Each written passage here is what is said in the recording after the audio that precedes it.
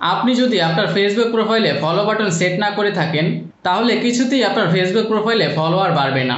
তো আজকে আমি দেখিয়ে দেব কিভাবে আপনার ফেসবুক আইডিতে ফলোয়ার বাটন সেট করবেন।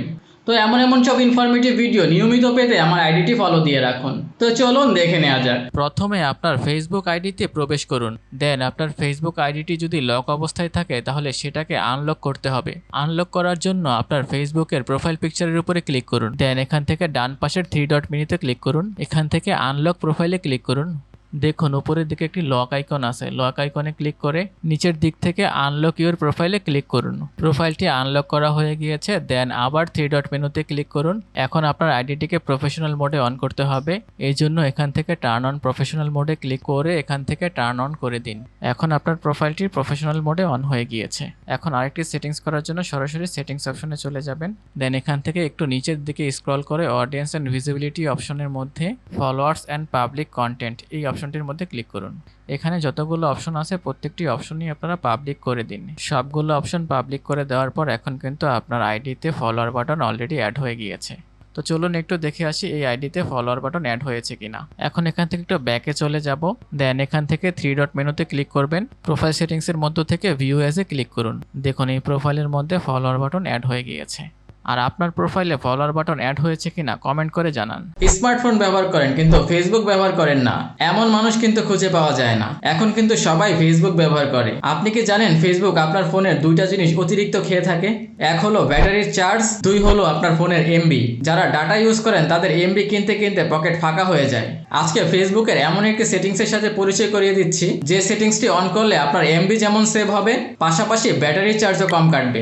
আর এমন সব ইনফরমেটিভ ভিডিও মিস না করতে চাইলে আমার আইডিটি ফলো দিয়ে রাখুন। তো চলুন দেখে নেওয়া যাক। প্রথমে আপনার ফেসবুক প্রোফাইলের 3 লাইন মেনুতে ক্লিক করুন।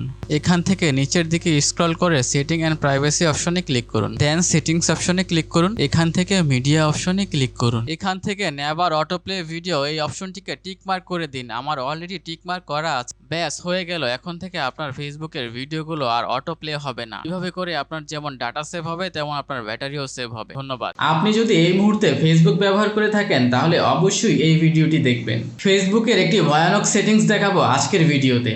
স্ক্রিনটিকে ভালো করে লক্ষ্য করুন। ফেসবুক আপনার ক্যামেরার পারমিশন নিয়ে আপনার ভিডিও রেকর্ড করে থাকে। যখন আপনি ছবি তোলেন অথবা আপনার ক্যামেরা ওপেন করেন, শুধু ক্যামেরাই না, আপনার মাইক্রোফোনের পারমিশন নিয়ে আপনার অডিও রেকর্ড করে, আপনার ভয়েসও রেকর্ড করে থাকে।